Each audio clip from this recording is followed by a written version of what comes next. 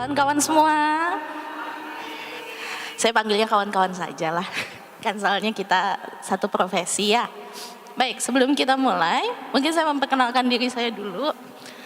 Tadi sih kalau kemarin kata panitia nggak ada MC moderator, nggak ada, jadi semuanya dirangkap. Alhamdulillah 5 tahun di Bekasi jadi MC kondang ya Miss ya, jadi aman lah kalau pakai MC ya. Perkenalkan, nama saya Miss Yasmin, nama lengkapnya Miss Yasmin Hadiah Striani. Saya kalau bicara mengenai saya gitu ya, ini tahun ke-10 saya di Kinderville Highfield. Jadi persembahan 10 tahun saya lah untuk istilahnya untuk Kinderville Highfield saya berikan sedikit ilmu saya. Nah, saya saat ini posisinya berada di Highfield Bekasi sebagai non-academic coordinator dengan exam officer gitu ya, dan juga guru biology teacher untuk saat ini di kelas 10 dan 12. Apa yang akan saya sampaikan pada hari ini sebenarnya adalah ilmu yang saya dapat di pendidikan magister saya. Kebetulan saat ini saya sedang melanjutkan pendidikan saya di Bogor, di Pakuan, mengambil magister pendidikan IPA. Nah, jadi yang saya sampaikan hari ini sebenarnya tugas kuliah. Jadi dosen saya luar biasa sih. Saking luar biasanya UAS-nya harus bikin artikel menggunakan yang sebuah metodologi baru ini, dan itu harus terbit di jurnal internasional baru dapat A. Kalau nggak terbit nggak dapat A. Luar biasa memang dosen saya. Nah, alhamdulillah A gitu ya. Nah, jadi yang akan saya sampaikan pada hari ini saya rasa ini sangat berguna, bermanfaat untuk kita semua. Khususnya mungkin untuk yang nanti mau tesis, yang nanti misalkan mau melanjutkan pendidikan, atau kalau saya mencoba ini ke kelas 12 dan berhasil. Tapi masih on proses gitu ya. Nah, nanti mungkin saya akan kasih contoh sekelumit proses dari siswa kelas 12 saya, masih dalam on proses, baru selesai bagian introduction-nya sama literatur review-nya. Result discussion-nya masih on progress beserta ya conclusion udah jadi gitu ya. Nah, itu nanti akan saya tunjukkan. Jadi kita akan menggunakan sebuah aplikasi. Sebelumnya, saya mau tanya dulu nih sama teman-teman semua. Ada yang pernah mendengar istilah analisis bibliometrik? Apakah ada? Boleh googling loh.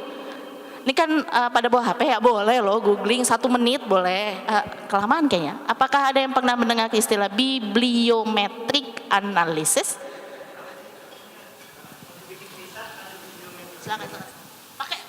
Oh ya, nggak tahu sih, maksudnya yang what I have in mind itu waktu bikin visa ada bibliometric something gitu, berhubungan nggak tuh?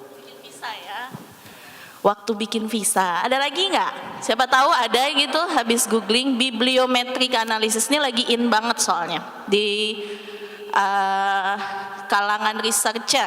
Ini bisa dijadikan sebagai riset awal, riset pendahuluan dalam sebuah riset lanjutan nantinya. Ada nggak? Nah, silakan. Baik, kalau nggak salah, correct me if I'm wrong.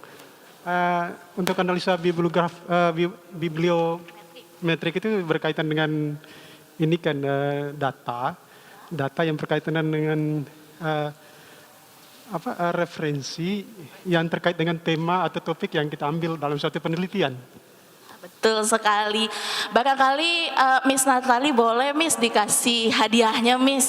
Oh ya, saya ada titipan sponsor. Jadi di meja saya tuh ada deretan hadiah gitu ya. Katanya pesan dari panitia harus habis. Itu. Jadi nanti yang kalau misalkan saya bertanya sesuatu gitu ya, bolehlah tunjuk tangan gitu. Jadi biar habis. Kalau enggak itu nanti jadi sedekah buat saya, kan nggak mau lah ya. Buat saya sedekah kan. Oke, mungkin kita mulai saja ya. Jadi betul sekali, bibliometric analysis itu berkaitan dengan big data sebenarnya. Big data dalam hal apa? Big data penelitian. Ini bisa digunakan untuk penelitian apapun. Bisnis, science, bahasa, matematika, apapun. Karena kita bicara mengenai big data. Next, Mister. Oke, jadi what is bibliometric? Bibliometric is a guide to evaluating research performance. This is an overview of bibliometric, a method of measuring and analytical. Jadi ini adalah sebuah metode baru dan sedang berkembang dan banyak digunakan, dan kita bisa menggunakan ini untuk mencari sebuah tren penelitian sebenarnya. Oke, next. Nah, ini dia. Jadi bibliometrik itu apa sih? Bibliometrik itu adalah bagian dari sebuah evaluasi riset yang sudah pernah dilakukan sebelumnya. Dan sebenarnya dia adalah sebuah metode statistik karena berkaitan dengan density dan networking. Selanjutnya Bapak, saya nggak akan terlalu lama sih seperti ini ya, karena saya lebih suka learning by doing. Oke ya, apa sih manfaatnya? Kenapa kita harus melakukan bibliometrik ini?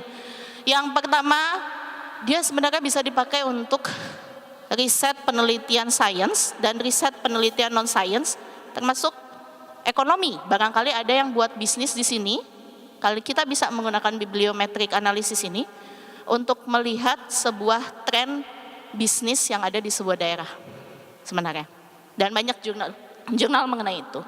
Nah, bentuknya nanti bibliometric analysis bentuknya akan seperti apa? Kan seperti peta penelitian, riset map.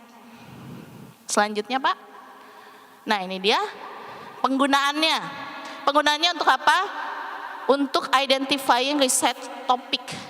Jadi ketika saya memberikan tugas kepada siswa kelas 12 saya, proyek terakhir saya di biology adalah they need to find the trend of modern biotechnology research in the world for 10 years at the back, selama 10 tahun ke belakang.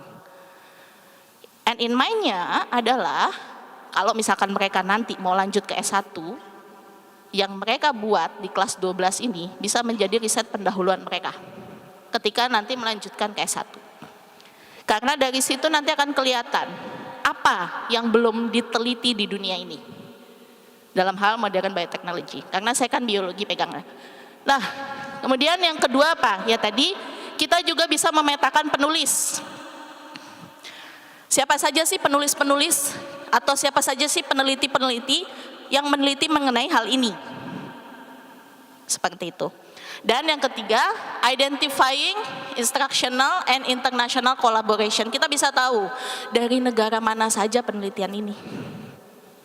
Itu manfaatnya. Itu bibliometric analysis. Sesuatu yang sebenarnya dibutuhkan. Apalagi buat anak kita, khususnya yang kelas 12. Buat apa? Sebagai modal mereka nanti S1. Sarjana. Next, Mister. Nah, kita langsung aja how it work, gimana cara kerjanya. Jadi Bapak Ibu sekalian, karena kita cuma punya waktu 45 menit dan alhamdulillah panitia sudah berhasil menyiapkan laptop di masing-masing meja. Jadi satu meja berisi 4 orang, satu kelompok berisi 4. Mari kita sama-sama. Pertama, yang kita harus tuju, Publish or Perish Pak, tolong. Jadi bagaimana cara membuatnya? Kita perlu mencari sumber big datanya dulu. Ladies and gentlemen, saya perkenalkan Publish or Perish. Oke, sebelum saya menunjukkan bagaimana cara kerjanya, kalau Bapak Ibu perhatikan udah banyak gitu ya di atas tuh. Itu hasil saya mencari tugas saya. Nah, boleh tanya nggak, gimana sih Bapak Ibu selama ini kalau mau mencari atau mengarahkan siswanya untuk melakukan penelitian? Biasanya kan disuruh cari ini ya, dicari apa? Suruh cari, dicarinya gimana sih caranya? Maksudnya kalau mereka mau membuat, katakanlah membuat sebuah artikel penelitian atau laporan penelitian, gimana? Pernah nggak kita? Oke, nah ini penelitiannya tentang ini. Silahkan kalian cari sumber materinya. Pernah nggak kita sebagai guru? Coba saya mau tahu dulu dong pengalamannya. Bagaimana sih selama ini cara Bapak Ibu sekalian mengarahkan siswanya untuk mencari sebuah penelitian? Kita ini udah eranya udah mau 5.0 ya. Pak Fatah mungkin? mencari sumber yang valid. Oke, pastinya harus valid. Nah, tapi gimana cara mencari sumber yang valid? Lewat jurnal ilmiah bila perlu yang apa ya, yang sumber yang terpercaya banget. Oke, udah pasti jurnal ilmiah. Barangkali Miss Natali hadiahnya boleh kepada Pak Fatah. Wih, Pak Fatah dapat hadiah. Santai aja kalau sama saya. Oke, jelas. Kita sebagai seorang pendidik harus memberikan sesuatu kepada siswa saya. Mereka harus bisa mencari sebuah sumber yang valid. Tapi pertanyaannya sekarang, sumber yang valid itu yang bagaimana? Kan seperti itu. Bagaimana? Referensi. Referensi. Miss Natali, boleh Miss? Oke, referensi. Nah, ada begitu banyak referensi. Bukan hal baru dong, kalau kita sebagai guru datang ke kelas, ada tugas tuh anak. Oke, makanya kalau saya masuk ke kelas berapapun, untuk model pembelajaran apapun, saya selalu mengatakan kepada anak-anak, minimal 3 reference. Itu harus dicantumkan di tugasnya mereka, di posternya mereka, dan mereka harus memberikan referensi yang valid. Biasanya anak-anak akan pakai Google, biasanya. Dan Google itu big datanya sudah luar biasa, sudah bercampur antara sebuah sumber yang valid dengan sumber yang sangat tidak valid. Ya, kita sudah masuk era post-truth sekarang ini. Nah, jadi pertanyaannya sekarang, bagaimana sih caranya untuk menemukan sebuah data yang valid? And this is the function of this application, Harzing Publish or Perish. Harzing Publish or Perish adalah sebuah aplikasi yang bisa kita gunakan untuk menemukan sumber referensi yang validitasnya dapat dipercaya. Karena apa? Karena di Harzing Publish or Perish, tipe artikel yang dicari sudah dapat digolongkan, termasuk jumlah citasinya. Kalau Bapak Ibu pernah nulis artikel, Bapak Ibu pasti tahu, sebuah sumber yang valid harus bisa disitasi. Kan seperti itu. Nah, bagaimana cara pakainya sekarang? Baik, Bapak Ibu mungkin bisa langsung ke komputernya masing-masing kalau misalkan bawa komputernya dan sudah download aplikasi Harzing Publish or Perish. Mari kita sama-sama mencoba memasukkannya, mencarinya, menggunakannya gimana. Nah, kalau Bapak Ibu perhatikan di layar atau Bapak Ibu perhatikan di komputernya Bapak Ibu, itu ada banyak. Ada Scopus, ada Google Scholar, ada Crossref, ada PubMed dan sebagainya. Saya biasanya mengarahkan siswa saya ke Google Scholar, karena itu yang paling free, yang gratis. Kalau Scopus biasanya harus berbayar, gitu ya. Scopus, Google Scholar itu adalah indeks dari sebuah jurnal yang valid, gitu ya. Akreditasi sebuah jurnal. Yuk kita hari ini mau coba. Saya mau Bapak Ibu mencari 200 jurnal dengan topik model pembelajaran di Indonesia untuk kurikulum merdeka. Dan jurnal itu harus penelitian selama 10 tahun ke belakang dengan menggunakan aplikasi ini. Nah, gimana caranya? Kalau di Google Scholar pasti Bapak Ibu akan mencari terus lama gitu ya. Nyarinya kan bisa berhari-hari baru nemu. With using this, kita hanya perlu 1 menit. Baik, saya contohkan ya. Jadi bagaimana cara pakainya? Yang pertama, Bapak Ibu klikin, karena tadi yang saya katakan, saya biasanya meminta anak-anak pakai Google Scholar aja. Soalnya kalau pakai Scopus biasanya berbayar. Kan kita angkatan kalau bisa gratis kenapa harus bayar ya? Betul? Oke, kita langsung ke Google Scholar. Klik di sini. Oke ya.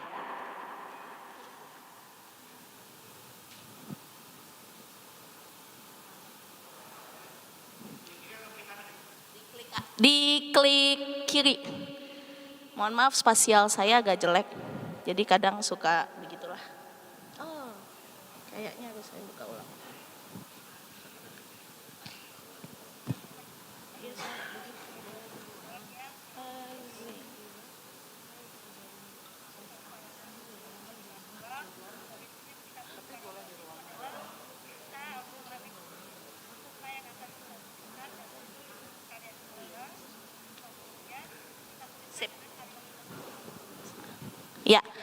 Mari kita cari sama-sama. Kan tadi saya mintanya model pembelajaran untuk kurikulum merdeka di Indonesia. Kita langsung masukkan saja keywordnya.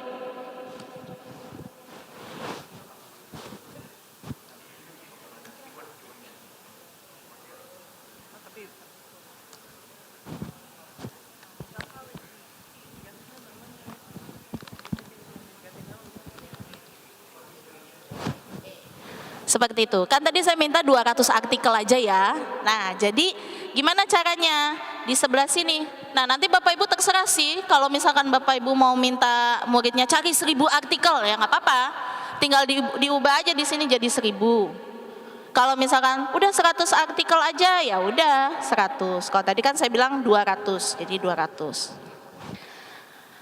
Sebuah ya kita sama-sama tahu yang namanya dunia penelitian itu dinamis. Karenanya saya sampaikan kepada murid-murid saya, siswa-siswa saya, penelitian yang valid itu tidak boleh lebih dari 10 tahun ke belakang.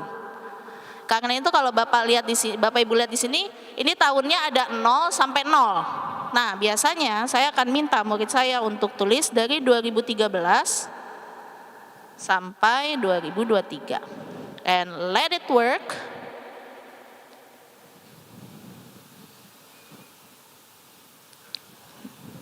And then you already got it. Nah, ketemu langsung. Dan ternyata penelitian mengenai model pembelajaran untuk kurikulum merdeka di Indonesia baru ada sekitar 1, 2, 3, 4, 5, 6, 7, 8, 9. Baru ada 9 penelitian di Indonesia mengenai model pembelajaran untuk kurikulum merdeka. Seperti itu. Atau misalkan, nah ini tugas saya ya kemarin buat kelas 12, Modern Biotechnology for Sustainability. Nah ini ada sekitar 200. Nah sekarang bagaimana caranya kita mengkategorikan? Sebenarnya kalau di Bapak Ibu lihat, di sisi sini ini sudah ada tipenya. Dan ini kemarin sebenarnya murid saya yang mengajarkan, Miss itu tuh bisa dikategorikan loh. Oh ya, gini caranya Miss. Oh ya benar. Jadi tipe ini kalau kita klik, Bapak Ibu udah nggak usah repot-repot lagi. Ini udah ada PDF, kemudian ini sudah ada di bawah buku. Kalau buku berarti dia bentuknya artikel, yang ini itu bentuknya buku. Kemudian di sini ada juga citation. Kalau Bapak Ibu perhatikan ada citation, berarti ini hanya citasi saja. Yang jurnal biasanya apa? Yang jurnal biasanya berbentuk PDF. Begitu. Nah, kemudian kalau Bapak Ibu mau melihat artikel mana yang disitasi paling banyak, tinggal diklik saja, sudah. Di bagian sites, nah ini kembali siswa saya yang kemarin, Miss itu tuh begini lebih enak. Oh iya benar. Nah, tinggal diklik sites, sudah ketemu. Yang mensitasi paling banyak itu untuk artikel yang mana? Elsevier. Nah, penelitian yang tadi, data-data yang kita udah dapatkan tadi, kan harus disimpan ya. Gimana cara menyimpannya? Bapak Ibu cukup save result saja dalam bentuk RIS, ya. Nah, ini kita terserah Bapak Ibu mau simpannya di mana di komputernya.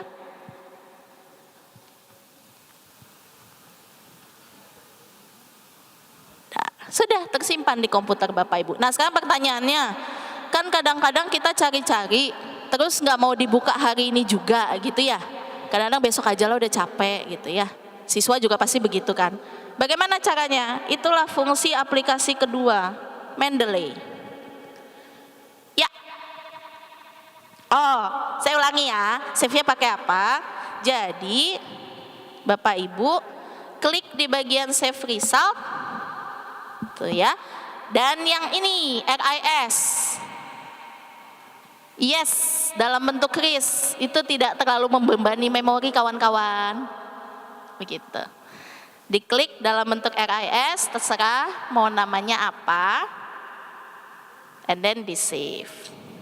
Ya, untuk 5 menit ini coba saya mau kasih latihan biar saya nggak cuma seorang diri yang mengetahui mengenai hal ini. Saya minta Bapak Ibu cari 1000 artikel mengenai assessment asesmen pembelajaran. Asesmen itu penilaian ya. Asesmen pembelajaran, penelitian mengenai asesmen pembelajaran selama 10 tahun ke belakang. Silahkan Bapak Ibu coba dan disimpan sama Bapak Ibu yang sudah boleh tunjuk tangan.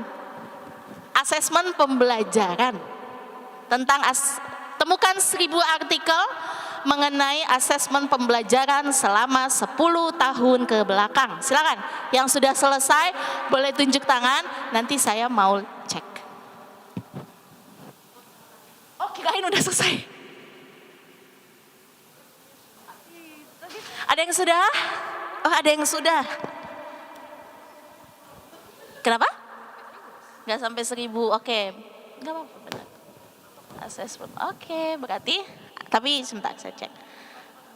Yes, benar, oke. Ada disimpan belum? Coba boleh lihat. Oke. Miss Natali, alhamdulillah serumnya sudah bisa diberikan 1, dapat serum ya. Ayo bapak-bapak, barangkali untuk istri-istrinya loh. Ini lumayan serum kecantikan loh. Lumayan untuk bapak-bapak kan, gak usah ngeluarin modal untuk beli skincare. Boleh, robotnya di ini aja dulu. Udah di-save? Coba di-save dulu Pak.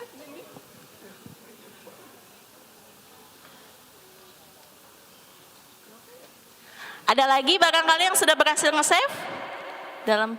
Oh, masih on proses. Ada lagi barangkali boleh tunjuk tangan. Oh, Bapak ini kayaknya untuk istri di rumah lumayan. Nih aku dapat ini nih, dapat serum. Sudah di save dalam bentuk RIS, coba dulu bisa lihat. Nah, itu merupakan sebuah tantangan baru.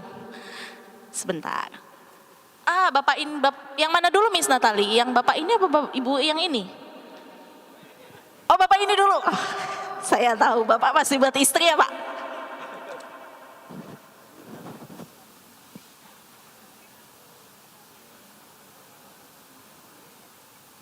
Kan dalam bentuk RIS. Ayo, siapa lagi yang sudah berhasil sebelum kita masuk? Oh, ternyata Miss dengan jilbab dusty.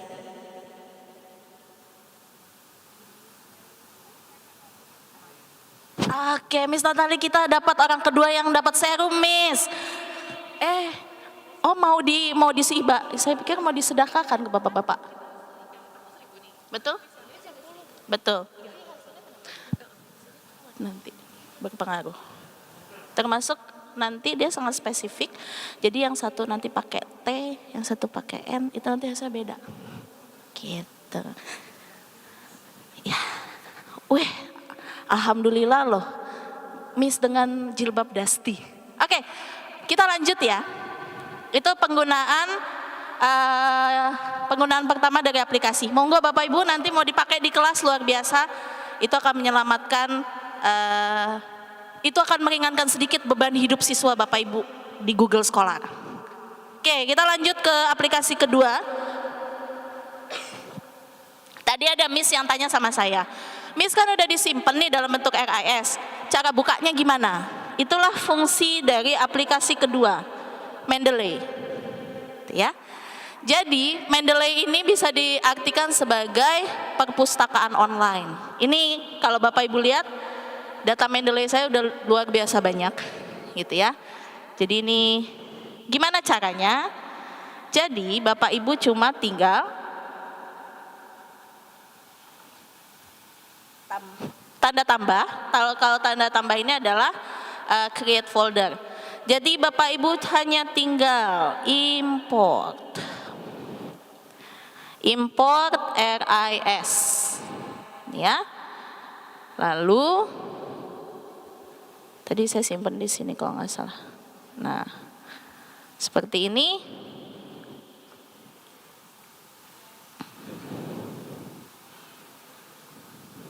Dan nanti akan terbuka, atau coba saya pakai yang satunya deh.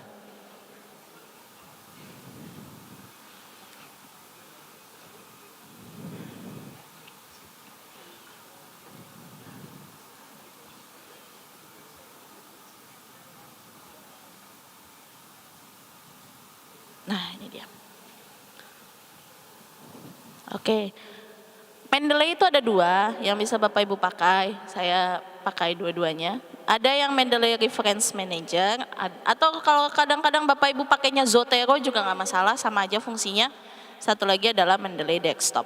Fungsinya si Mendeley ini adalah untuk membuka file yang tadi sudah Bapak Ibu cari, sudah Bapak Ibu simpan dalam bentuk RIS. Nah, saya kasih contoh ini aja ya. Nah, ini dia. Ini salah satu yang ada di library saya tentang biotek. Tuh. Gimana cara bukanya? Mudah. Ini yang sama kayak punya Bapak Ibu kan ya, yang ini. Ini bagaimana caranya? Tinggal add new. Sebentar. Saya allow akses sebentar ya.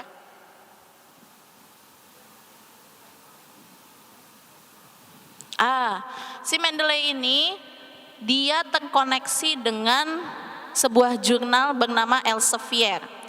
Jadi siswa kelas 12 saya semuanya sudah punya akun di Elsevier. Karena kalau nggak bisa kebuka Mendeley-nya. Nah, ini Bapak Ibu sebentar. Sebuah tantangan untuk saya menemukan data sebenarnya karena terlalu banyak. Sebentar ya. Nah, ini dia.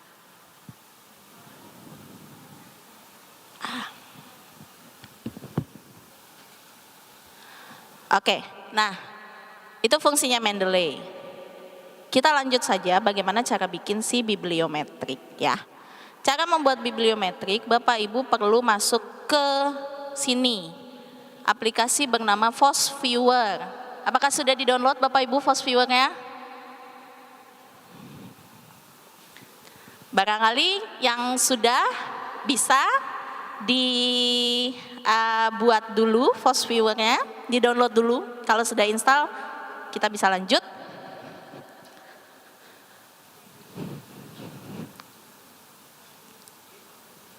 Saya rasa ada sebagian yang Mendeley-nya kan harus terintegrasi ke Elsevier. Ya, karena itu memang terintegrasinya, koneksinya dengan Elsevier, salah satu jurnal internasional yang sangat terakreditasi. Jadi kita langsung lanjut aja ke FOSS-Viewer-nya, supaya Bapak Ibu paham nih, gimana cara mencari tren penelitian. Nah, Bapak Ibu bisa masuk ke aplikasinya Bapak Ibu, FOSS-Viewer. Kemudian saya akan tunjukkan dulu ya, bagaimana cara membuat petanya, peta penelitiannya. Bapak Ibu perlu klik create, kemudian Bapak Ibu pilih create a map based on text data. Kemudian di next, lalu Bapak Ibu pilih, karena tadi kan kita sudah nyimpan dalam bentuk RIS. Jadi Bapak Ibu pilih yang ini, supported file types RIS ya. Nanti Bapak Ibu klik dan Bapak Ibu pilih yang dari komputer tadi. Nah, ini tadi ya, yang tadi kan Bapak Ibu assessment tuh ya. Kalau saya model yang ini. Oke. Nah, ini oke, klik oke. Bapak Ibu next, nanti Bapak Ibu disuruh milih, Bapak Ibu mau si FOSS-Viewer ini membuat peta berdasarkan teks data hanya dari judul sajakah, atau dari judul dan dari abstrak si artikel. Nah, kalau saya lebih memilih, biasanya saya sukanya title dan abstrak. Itu ya. Ini bisa Bapak Ibu ignore untuk copyright-nya. Nah, biasanya saya memilihnya full counting, jadi keseluruhan, secara keseluruhan. Setelahnya, nah ini dia, ini poin pentingnya. Jadi, FOSS-Viewer itu akan membuat sebuah klaster penelitian. Dan itu Bapak Ibu lah yang menentukan. Secara sederhana gini, kan Bapak Ibu sudah panen data nih. Ada yang 1000, ada yang 200. Nah, kesesuaian penelitian itu, Bapak Ibu mau membuat klasternya dari berapa artikel? Kalau saya biasanya, kalau misalkan kata-kata yang samanya itu munculnya banyak, itu biasanya saya buatnya 5 atau 2. Nah, ini Foursquare nggak bisa bikin lebih dari 2 karena tadi untuk model pembelajaran kan masih sedikit banget di Indonesia gitu ya. Jadi satu klaster itu hanya terdiri dari 2 artikel dan nanti akan terbentuk map seperti ini. Tuh. Dengan kata lain kalau misalkan ini dia. Dengan kata lain nih, kalau Bapak Ibu mau melakukan penelitian, Bapak Ibu melakukannya yang mana? Kalau petanya begini. Kalau petanya seperti ini, Bapak Ibu akan melakukan penelitian yang mana? Klasternya ada 4, karena penelitiannya masih sedikit banget ternyata tentang kurikulum merdeka. Petanya begini, Bapak Ibu mau akan melakukan penelitian yang mana ke depannya?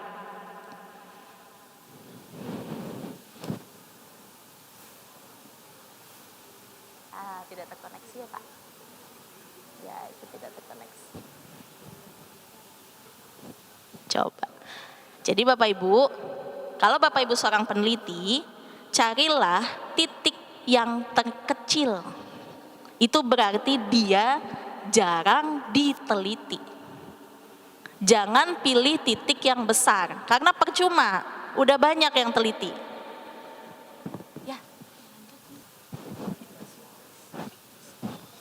Itu caranya. Baik. Coba sekarang Bapak Ibu boleh coba ya. Kan tadi udah punya panen data RIS-nya nih. Monggo silakan dicoba. Yang sudah bisa menunjukkan pada saya boleh tunjuk tangan. Yang tadi sudah tunjuk tangan, jangan tunjuk tangan lagi ya. Kasih kesempatannya, ada bapak-bapak yang pengen memberikan hadiah spesial buat istrinya misalnya di rumah atau pacarnya mungkin. Kayaknya kalau dari ini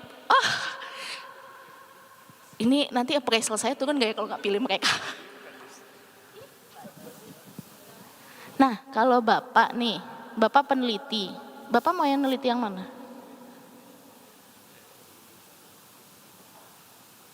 Mana yang akan Bapak teliti? Kalau Bapak adalah seorang peneliti. Oke, discovery, ABK, gitu ya. So pick the smallest one. Miss Natali boleh Miss, Bapak ini Miss untuk hadiah istri di rumah Miss. Nah selanjutnya saya ke center saya dulu ya, ntar saya dimarahin. Ntar besok langsung dijauhin saya hari Senin kalau nggak kesini. Silakan Ibu. Petanya Bu. Nah, ya memang masih sedikit. Jadi Ibu kalau mau melakukan penelitian yang mana Bu? Tapi itu dotnya udah gede loh, ada yang lebih kecil lagi. Ada, oke. Ya silakan Miss Natali. Boleh hadiahnya Miss. Nah, ini hadiahnya cuma 1, ibu-ibu berdua. Atau mau buat yang single ini juga nggak masalah sih. Siapa tahu kan ya, buat tambatan hati gitu ya. Nah, jadi Bapak Ibu mudahkan sebenarnya. Dan saya akan tunjukkan proyek kelas 12 saya belum selesai karena kepotong SE, kepotong ujian praktek, kepotong macam-macam. Jadi proyek kelas 12 saya kebetulan chapter terakhir biology itu modern biotechnology. Nah, kebetulan beliau PDD saya ya. Jadi kalau salah saya langsung. Nah, ini adalah bio project saya untuk 4 anak kesayangan saya, gitu ya.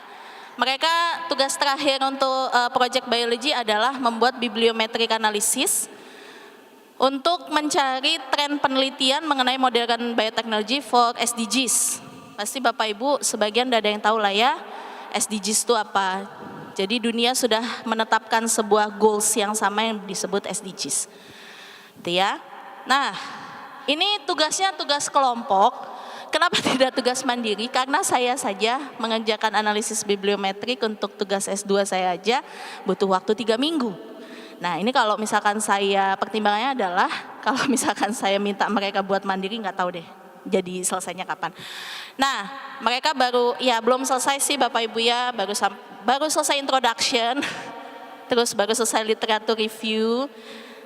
Ini literatur review anak-anak. Terus metodologi, baru selesai sampai metodologi. Dan result discussion ini belum terlalu sempurna.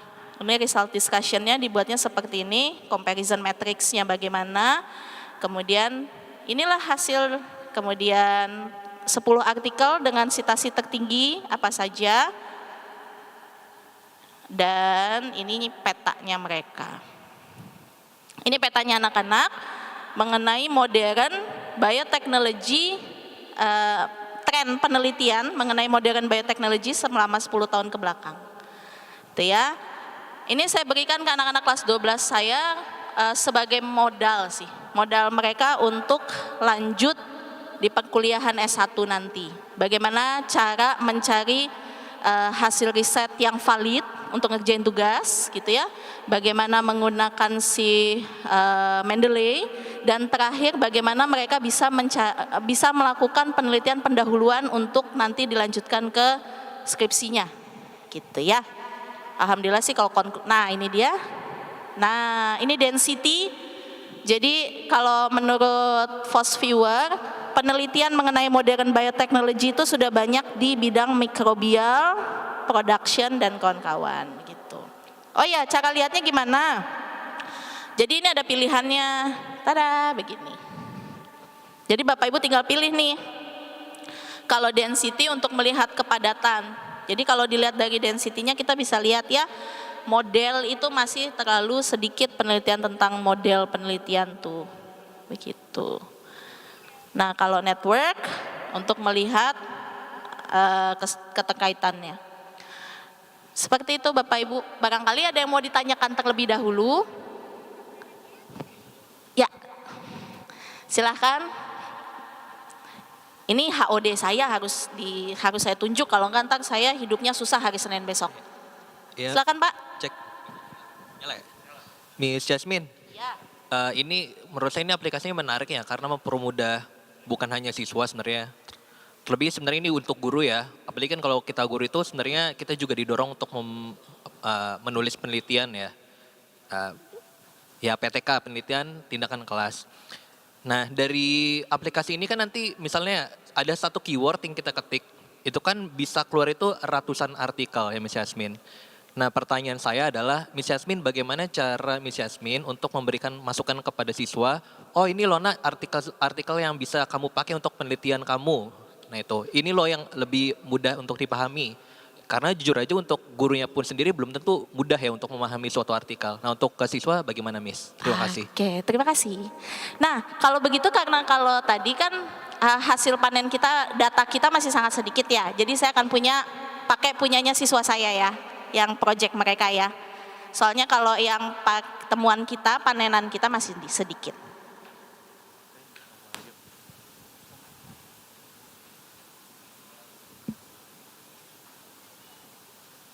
Bagaimana cara mencarinya? Jadi kita buka di sini. Ini dia. Ini punya anak-anak saya. Nah, ini dia. Research Trend in Science, ya. Ini punya siswa-siswa saya. Pertama, caranya adalah ini diklik dulu yang bagian type. Ini akan memudahkan hidup mereka. Kemudian saya katakan ke anak-anak saya, untuk yang bentuknya sitasi, jangan dipilih.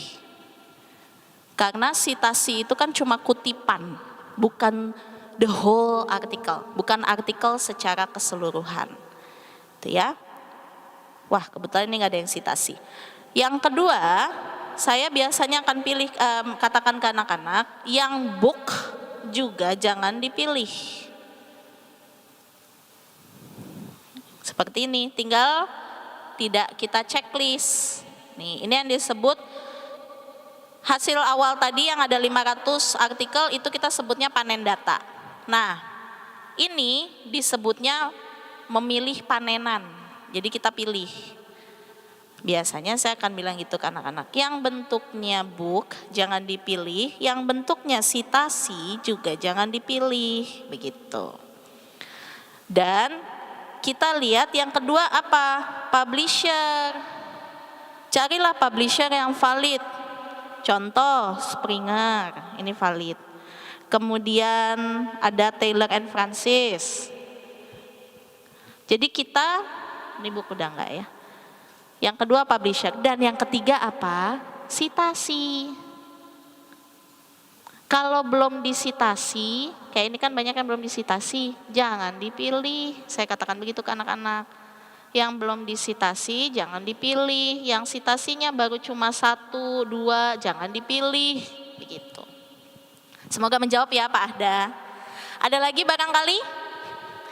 Boleh Pak, udah bertanya Pak dia.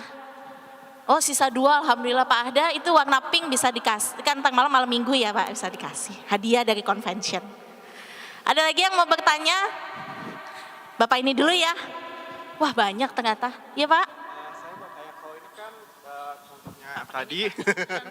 contohnya tadi itu dari science ya, kalau misalnya saya mau artikelnya itu bukan dari Google Scholar apa dari website, dan juga kalau misalnya perkembangan dari topiknya itu masih berkembang, bagaimana cara kita memilih artikel yang kita mau gitu, yang benar.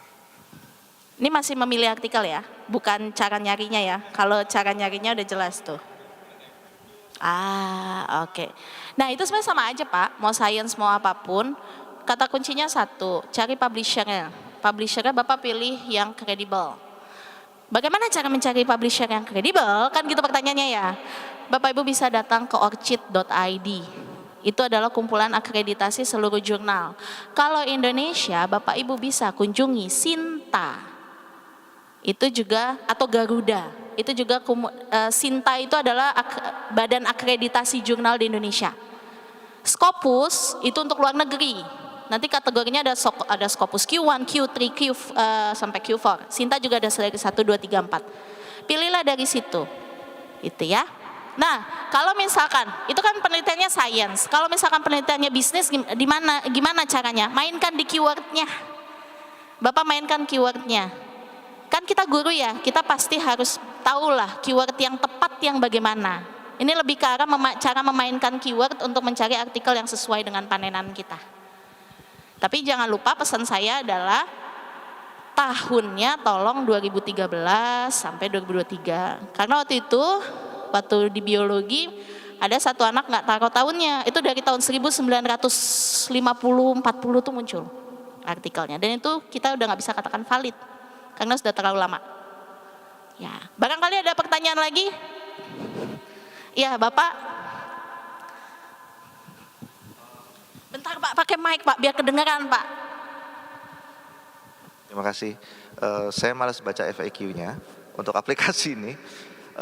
Apakah kita bisa pakai cara pencarian seperti Google? Misalnya kita mau kata spesifik apa itu pakai tanda petik, plus dan lain sebagainya. Bisa dipakai kah di sini? Bisa Pak.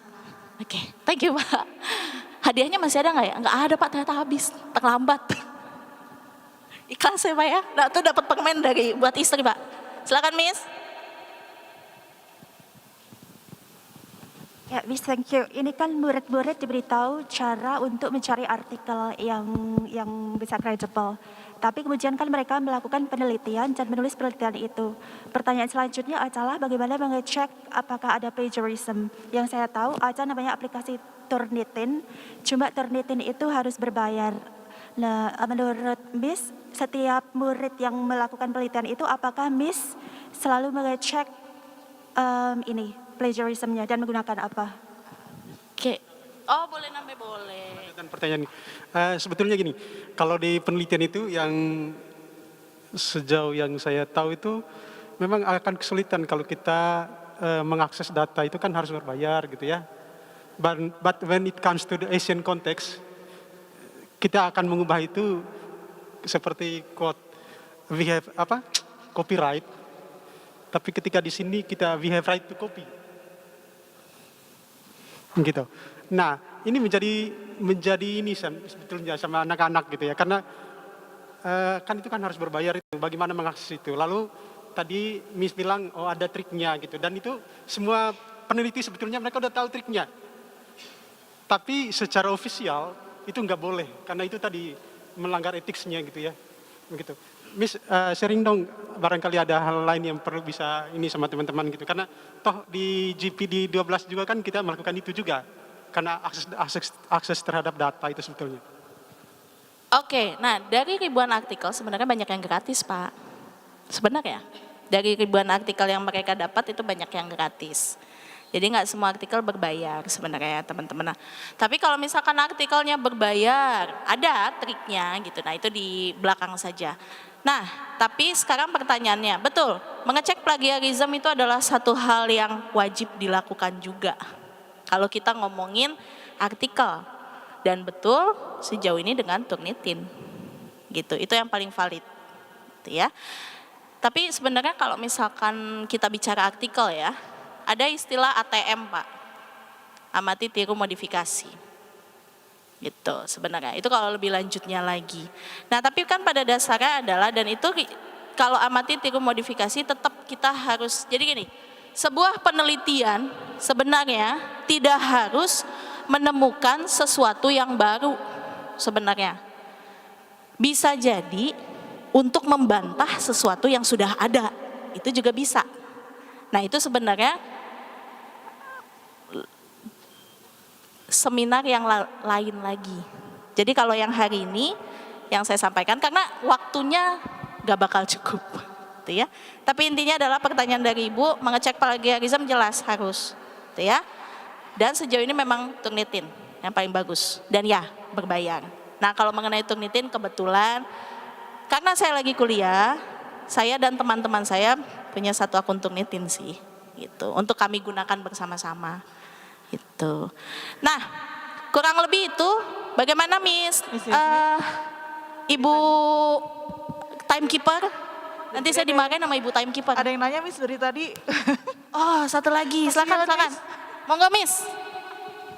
Oke, terima kasih. Ini penasaran saya aja sih, Miss. Ini kan melihat kalau di network visualizations ini ada cluster colors, ada cluster colors 1 itu cluster 1 red, cluster 2 green. Nah, itu ada artinya nggak ya? Ada. Itu artinya apa? Keterkaitan. Jadi keyword yang misalkan red itu satu cluster, satu keterkaitan dengan sesama red. Keyword dengan cluster green itu keterkaitan dengan sesama cluster green. Begitu. Tentang keterkaitan aja ya. Itu keterkaitan penelitian. Jadi biasanya kalau udah meneliti ini, nanti neliti yang ini. Gitu. Bagaimana Ibu timekeeper? Nanti saya dimarahin soalnya. 3 menit lagi, Miss. Oh, masih ada waktu, alhamdulillah. Silakan Ibu. Miss mau nanya, setelah dari Force Viewer ini udah dapet nih kan datanya, yang misalnya datanya 1 nih, terus kita apain lagi Miss? Kita masukin ke jurnalnya kan kalau kita menulis jurnal. Lalu berarti kita tetap tulis latar belakang, yang gitu-gitu. Oke, and then apakah jurnal yang kita ambil itu kita tahu validnya dari mana? Lalu footnote-nya gimana nanti? Iya, kan Oke. Jadi, kalau sudah jadi, terus diapain Miss? Oke. Yang pertama kalau sudah jadi ya bikin artikelnya. Harus latar belakang Miss ya, harus gitu ya. Berarti anak-anak suruh riset, ya udah, ya memang. Tapi kan mereka sudah punya panenan data. Dilihatlah dari panenan data mereka. Dari penelitian, dari jurnal yang mereka temuin semua itu, silakanlah mereka pilih. Bagaimana cara menguji kevaliditasnya? Yang tadi, kita bisa cek ke Sinta 2 atau ke Scopus, yang mana jurnal yang tervalidasi gitu ya, itu yang diambil. Nah perkara selanjutnya itu kan sudah topiknya penelitian, penulisan artikel. Cara sitasinya bagaimana ya? Cara sitasinya beda lagi Miss. Itu sih udah ke penulisan artikel. Misalkan mereka nulis dari jurnal, salah satu dari jurnal yang di depan situ, mereka klik gitu ya. Oke, itu masuk ke latar belakang, mereka ngambil, misalkan ngambil sedikit kutipan, tinggal mereka tulis citasinya. Nama dulu, kemudian tahun. Dan kalian bisa gunakan Mendeley. Jadi Mendeley itu pun bisa membantu membuat citasi. Membantu membuat daftar pustaka atau referensi yang sesuai dengan APA. Ada Mendeley, ada Zotero, sama aja. Dan itu nanti terkoneksi kemana? Ke Microsoft Word, saya tunjukkan. Ya, jadi Bapak Ibu, Mendeley itu bisa Bapak Ibu istilahnya infusi ya, infusi ke Microsoft Word-nya Bapak Ibu. Jadi nanti akan lebih mudah lagi untuk Bapak Ibu menulis. untuk, kan Bapak Ibu sudah punya panenan data. Panenan datanya disimpan dalam bentuk RIS, kemudian nanti panenan datanya bisa dibuka di Mendeley, atau Bapak Ibu infusi Mendeley ke Microsoft Word, jadi nggak kerja 2 kali gitu ya. Kemudian tinggal diambil apa bagian mana yang mau Bapak Ibu sitasi, dan kemudian nanti bagaimana cara membuat sitasinya, daftar pustakanya. It is possible with the Mendeley. Gitu ya. Karena dari tadi timekeeper sudah colek-colek, senyum sedikit Ibu timekeeper. Oh, ada satu hadiah. Oke, nah kan kalau tadi, waduh kelihatan surat saya. Nah, kalau tadi kan Bapak Ibu bertanya nih, karena ya saya yakin pasti banyak pertanyaan. Kalau ada yang mau ditanyakan nanti barangkali bisa japri ya. Nomor saya di 0812 2113, baris ini nggak perlu lah ya, udah apa 8287 0812 2113 8287 itu ya. Di belakang aja kalau banyak ditanya baris ini 0812 2113 8287 gitu ya, dengan Bu Yasmin. Nah, saya punya satu pertanyaan untuk hadiah sisa. Ini barangkali untuk Bapak Ibu yang punya anak gitu ya, cemas dengan anak demam, perlu memastikan anak demamnya berapa derajat, bisa. Oke, pertanyaannya, jika Bapak Ibu melakukan penelitian dan Bapak Ibu menggunakan Fosviewer, penelitian yang Bu Natali yang pilih ya, jangan saya, ntar saya dimarahin. Berdasarkan pada data Fosviewer, yang seperti apa yang akan Bapak Ibu pilih untuk penelitian? Silakan Miss Natali. Garis-garis. Yang mana? Yang ini. Saya belum punya anak tapi. Oh, nggak apa-apa bisa. Oh, belum punya anak katanya, jadi nggak mau nih Miss. Oh, mau ternyata. Yang paling terkecil, karena yang paling terkecil itu yang jarang dicari. Betul. Dengan Miss siapa? Oke, silakan Miss Rega.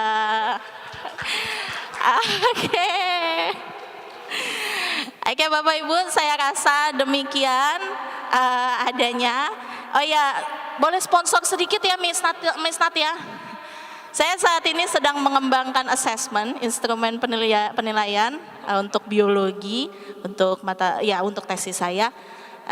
Mungkin nanti kalau ada sekolah, apakah ya barangkali di sini ada Miss Ika gitu ya. Barangkali boleh gitu, yang namanya assessment kan harus diuji ya. Nah, ya nanti pasti akan ada surat, boleh ya kalau misalkan saya kirim surat gitu Miss Ika untuk menguji assessment saya ya Miss ya. Oh, terima kasih Miss. Itu saja pesan sponsor gitu. Kurang lebihnya demikian dari saya, mohon maaf kalau ada yang kurang. Semoga ada ilmu yang bisa Bapak Ibu aplikasikan ke siswa. Terima kasih kawan-kawan. Oke. Terima kasih Miss Yasmin.